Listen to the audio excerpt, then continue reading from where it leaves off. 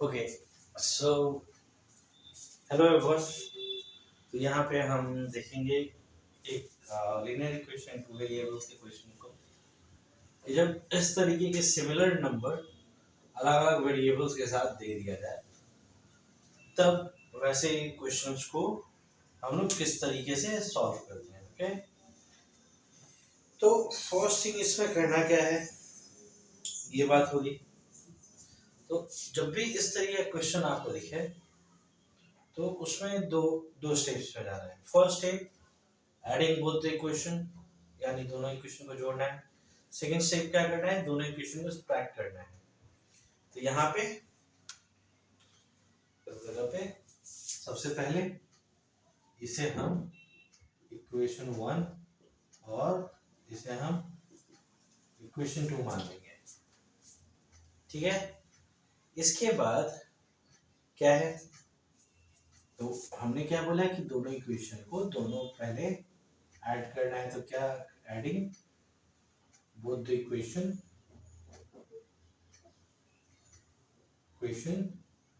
1 and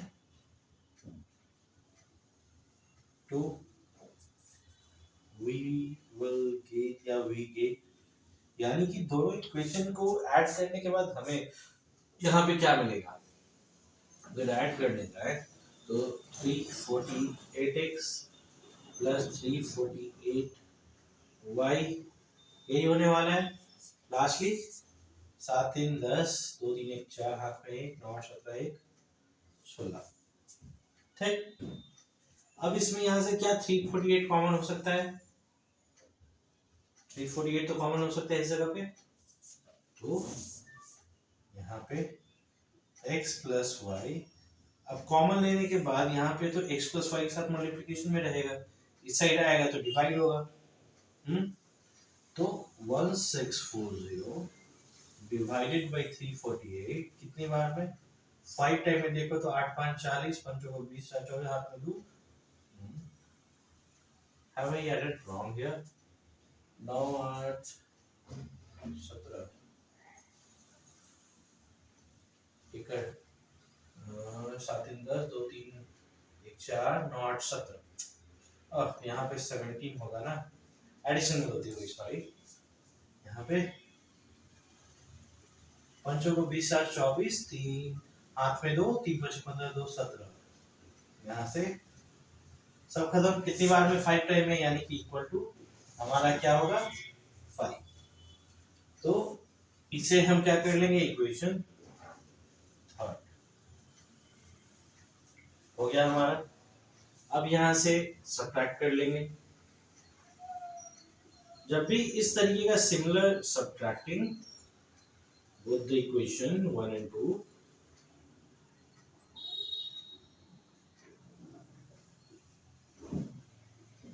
what we will get here is we will get is, अब यहाँ पे subtract कर लेते हैं। सब्ट्रैक्ट करने पे हमारा कितना आना है, यहाँ पे 86x, 7 में से 1 गया 6, 11 में से 8 गया 11 में 3 गया 8, माइनस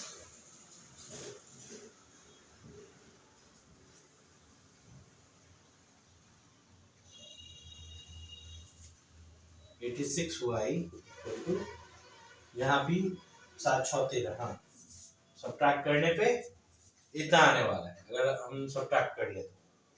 ठीक, अब यहाँ से क्या होगा, ये इक्वेशन में क्या हमारा फॉर्म हो जाएगा, x minus Y equal to 1, ये हमारा इक्वेशन 4। अब जनरली इस क्वेश्चन में हम कर क्या सकते हैं, ये चीज हमें मिल गया x plus Y x minus Y.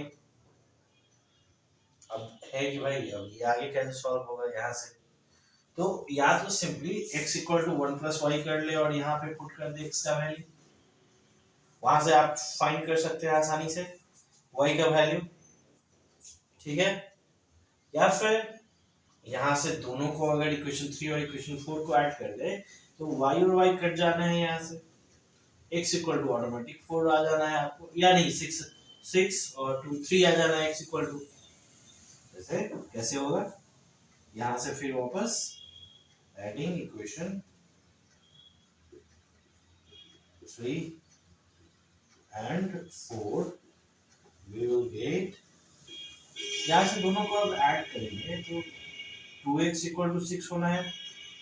कैसे होना है ये भी आप करोगे, x plus Y plus X minus Y equal to 5 plus 1। क्या होना है, ये कटना है, यहाँ से 2x इक्वल टू 6 यानी कि x इक्वल टू 3। अगर ये स्टेप अगर आप नहीं करते हो, इसकी जगह पे x equal to 1 plus Y अगर हम कर दिए और ये वैल्यू इस जगह पे पुट कर दिए 1 प्लस वाई इक्वल टू 5, 1 इधर जाकर घट के 4 यहाँ से ये y इक्वल टू 2 हुआ। अब यही 2 यहाँ रख ले या फिर ये 2 यहाँ रख दे तो x equal to 1 plus Y यानी कि x इक्वल टू 1 प्लस 2 यानी x इक्वल टू 3। तो वो 3 यहाँ पे मिला है।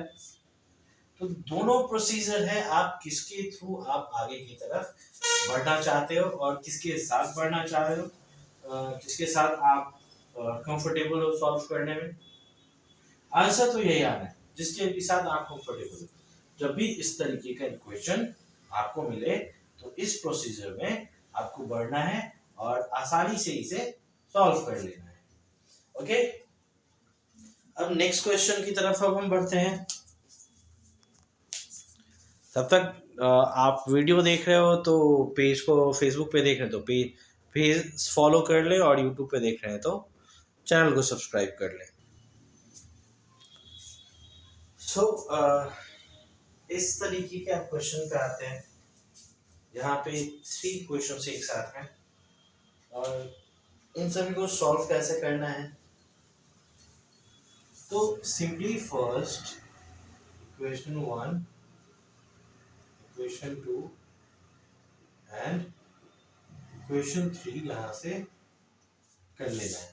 ठीक है, अब यहाँ से सॉल्व कैसे करना है, किसी एक इक्वेशन को तो लेके चलना पड़ेगा आगे शुरुआत में। तो ऐसे फ्रॉम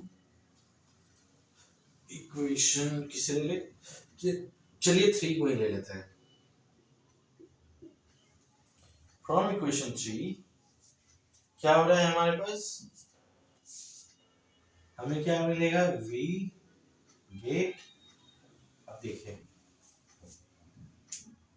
ये क्या हो जाएगा, z इक्वल टू 10 माइनस नहीं x माइनस 10 ना, x माइनस 10 ये चीज हुआ।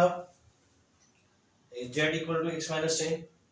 अब इसे क्या है, कोई इक्वेशन तो अभी मान नहीं सकते इस जगह पे अभी हम, इसे सिंपली पिक करके हम क्या करेंगे, putting the value of z in equation 2, putting the value of z इन, अब यहाँ पे क्या इक्वेशन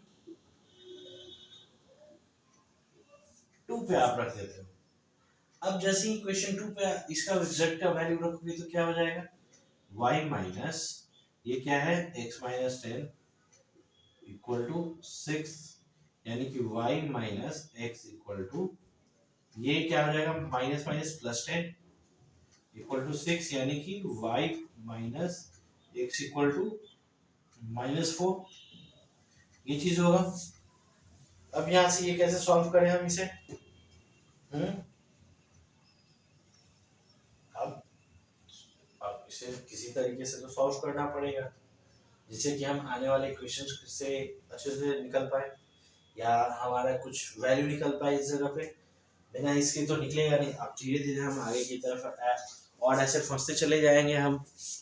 तो कुछ आइडिया लगा सकते हैं हम यहाँ पे, क्या आइडिया हो सकता है इस जगह, अगर y minus X equal to minus 4 है, अगर इसे इक्वेशन 4 मानकर अगर इक्वेशन 1 के साथ ऐड करें तब क्या होगा, x का वैल्यू हमें पता चल सकता है। जैसे इसे इक्वेशन 4 मानते हैं और यहाँ पे क्या करते हैं, y adding question 1 and 4 we gate.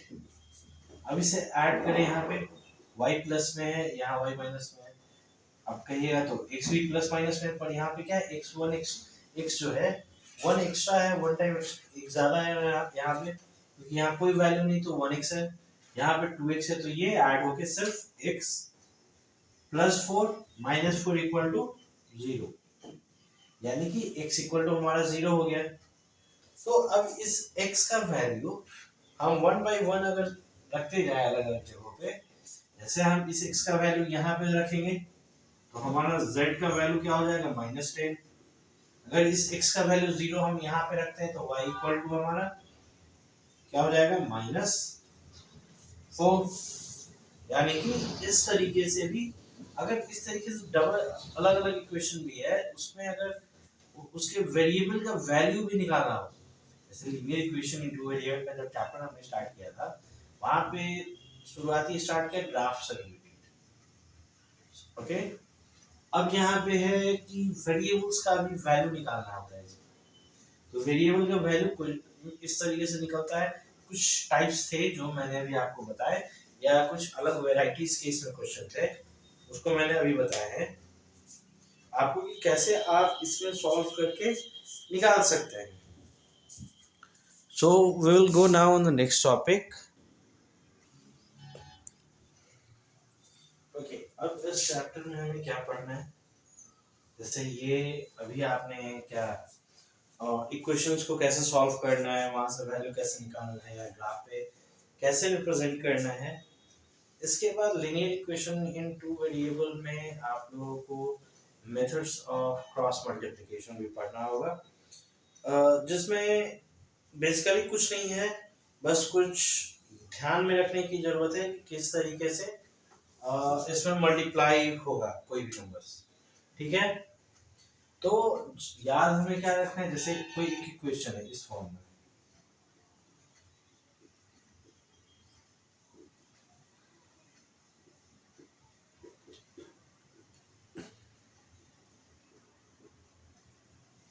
अगर ये नहीं है इस तरीके से, तो इसे सबसे पहली चीज तो अरेंज करनी पड़ेगी।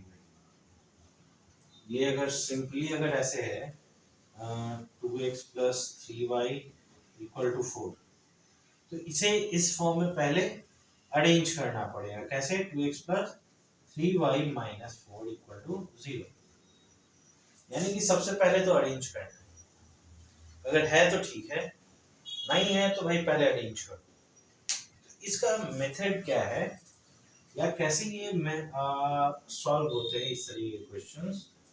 तो इसमें जनरली क्रॉस मल्टीप्लिकेशन किन नंबर्स के बीच में होता है, किसी वेरिएबल का अगर वैल्यू निकालना है तो कैसे, अगर किसी वेरिएबल का अगर वैल्यू निकालना है तो कैसे निकालेंगे, ये भी बात होगी। तो यहाँ पे कैसे निकालना है, सीधे x equal to x by b1 by b2 and c1 by c2 equal to minus y by a1 by a2 c1 by c2 equal to constant को हम 1 मान लेते हैं, जिसका वैल्यू फिक्स है हमेशा। जैसे यहाँ पे 1 का वैल्यू फिक्स है, ठीक है, यहाँ से a1 by a2 b1 by b2। अब इसमें इस तरीके से क्रॉस मल्टीप्लिकेशन होता है। क्रॉस मल्टीप्लिकेशन होने के बाद क्या हो जाएगा, x by b1 c2 minus b2 c, ठीक है, ये करेंगे। यहां से equal to minus y by a1 c2 minus a2 c1 equal to 1 by a1 b2 minus a2 b1। यानी कि इन प्रोसेस के थ्रू जो है आपके इक्वेशन सॉल्व होंगे इस तरीके के। जो भी इक्वेशन आपको मिलते हैं आप मेथड ऑफ, अगर क्वेश्चन में अगर हो, क्वेश्चन में क्या हो, solve the each of the following system of equation by using the method of cross multiplication. यानी कि जहां पे अगर क्वेश्चन में आपको by using the method of cross multiplication के थ्रू अगर आपको सॉल्व करने की बात, तो सेम यही प्रोसेस के थ्रू जाएंगे और हम इक्वेशंस को सॉल्व करेंगे, ठीक है। और सॉल्व करके हम यहाँ पे अपने लिए आंसर्स को फाइंड आउट करेंगे क्या हमारा आंसर्स है। अब कहिए कि भाई इसका एक एग्जांपल के थ्रू समझाइए, ये भी बात है। मतलब इसके थ्रू आप वेरिएबल का आंसर निकालना है सीधी सी। तो क्या रहेगा,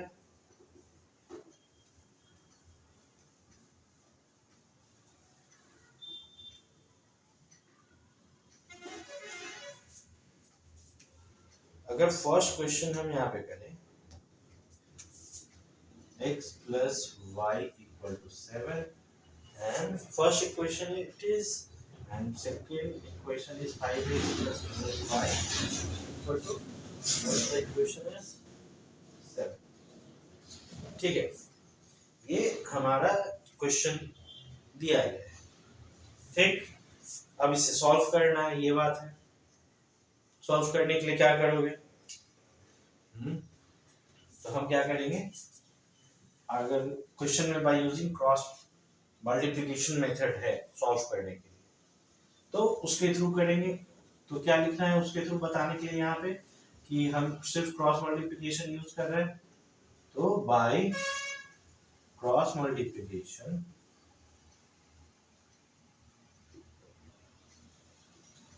we get what we get x by, अब b1, अच्छा सॉरी, मुझे एक चीज तो ध्यान में रखना, ध्यान में तो करना ही भूल गया। ये सेकंड स्टेप है ना, फर्स्ट स्टेप तो इक्वेशन के फॉर्म में लाना है। इक्वेशन के फॉर्म में कैसे लाएंगे, तो उसके लिए सबसे पहली बात यहाँ पे हम क्या लिखेंगे, the given system of equation is, क्योंकि बिना उस फॉर्म में लाए हुए अब आपको अगर पेंसिल से लिखना है उसके लिए शार्पनर का यूज करना होगा, पेन का यूज करना है, उसका क्या करना होगा। सेम यहाँ पे इक्वेशन बाय क्रॉस मल्टीप्लिकेशन करना है, तो जिस फॉर्म में इक्वेशन दिया हुआ था a1 x1 b1 b2 b1 x2 plus sorry b1 x1 plus c1 equal to 0, उस फॉर्म में तो इक्वेशन पहले हम करें by the given system of equation, ठीक है। यहाँ पे इज क्या हो जाएगा, x plus Y minus 7 equal to 0, 5x plus 12y minus 7 equal to 0, ठीक है। इक्वेशन के फॉर्म में आ गया। अब यहाँ पे हम क्या दर्शा देंगे, बाय क्रॉस मल्टीप्लिकेशन अब हम जा रहे हैं, तो ये यहाँ पे बताना पड़ेगा। जो भी आपका कॉपी चेक करने वाले हैं तो उन्हें तो बताना पड़ेगा कि आप बाय क्रॉस मल्टीप्लिकेशन जा रहे हो, कोई और तरीका नहीं जा रहे हो। अगर आप डायरेक्टली सॉल्यूशन भी निकाल देते हो तो भाई आप उन्हें कॉपी चेक करना है, उन्हें स्टेप से मतलब है, वो स्टेप आपने किया या नहीं किया। आप वो स्टेप पे आपका नंबर कितना गया, वो स्टेप के लिए जो था, यहाँ से क्या हो जाएगा x बाई, अब b1 b2 क्या है, यहाँ पे कोई नंबर नहीं तो 1 बाय 1, यहाँ से 12, c1 c2 -7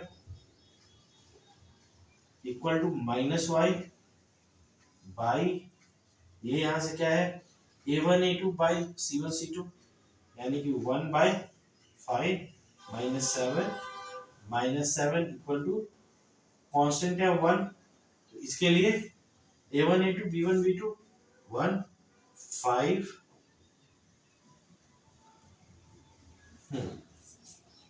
अब इसका क्रॉस मल्टीप्लिकेशन, तो यहाँ से क्या आ जाएगा x by -7 minus 84 84 equal to minus Y by -7 और -35 इक्वल टू यहाँ से क्या हो जाएगा 1/12 -5। जाने अब इसके बाद जैसे ही ये हमारा कंप्लीट हो तो अब सीधे कैलकुलेशन की बात आ जाएगी इसमें। सीधे कैलकुलेशन। अब यहाँ से क्या होगा -7 प्लस माइनस प्लस, तो ये प्लस होने के बाद अच्छा सॉरी एक इसमें भी कर ही देते हैं भाई। अब जो पहली बार देख रहे हैं या फिर कंफ्यूजन में क्यों रहना कि आप डायरेक्टली वो ऐसे क्यों कर दिए -7 + 35 इक्वल टू 1/, यहाँ से क्या हो जाएगा 12×5 ठीक है। ये चलिए हो गया हमारा। अब यहाँ से क्या हो सकता है, अब 84 माइनस 7 क्या होगा 77 इक्वल टू यहाँ से क्या हो जाएगा -y/28 इक्वल टू 1/7। अब वैल्यू निकालना है x/77 equal to 1/7 -y/28 equal to 1/7। अब यहाँ से क्रॉस जाएगा तो x equal to 77/7 y minus Y equal to 28/7, यहाँ से 11 टाइम में और ये 4 टाइम, यानी कि x इक्वल टू हमारा क्या वैल्यू निकला 11 एंड y इक्वल टू -4। यानी कि बाय क्रॉस मल्टीप्लिकेशन आप by the method of cross multiplication आप आसानी से कोई वेरिएबल का भी यहाँ पे सॉल्यूशन निकाल सकते हैं, पर ये पता होना चाहिए कि किसके बाद क्या लिखना है और किसके बाद क्या नहीं, या फिर ये कहिए कि आपको स्टेप पता होना चाहिए कि कैसे किस स्टेप पे जाएंगे किसके बाद, तो हमारा इक्वेशन आसानी से सॉल्व होता हुआ चला जाएगा और वहां पे वेरिएबल निकल जाएगा। So it's all for the day. अब एक ही दिन में अब समझिए कि जो एक बच्चा एक दिन में क्लास पूछती है हम उसका पार्टी भर दे दोगे, उससे उसका फायदा थोड़ी होना है। सो तब तक आप देखिए समझिए और पढ़िए, साथ में आप देख रहे हैं फेसबुक पे है तो फेसबुक पेज को फॉलो कर ले, पूरे वीडियो को देखें, पूरे वीडियो देखकर समझने की कोशिश करें और जहाँ भी देख रहे हैं पूरा देखें। अगर चैनल को फॉलो या सब्सक्राइब नहीं किए तो फॉलो कर ले या फिर सब्सक्राइब कर ले, और आप जो भी कमेंट कर सकते हैं समझ में आ रहा है नहीं आ रहा है क्या नहीं समझ में आ रहा है क्या इम्प्रूव कर सकते हैं, ठीक है। So that's all for the day, thank you.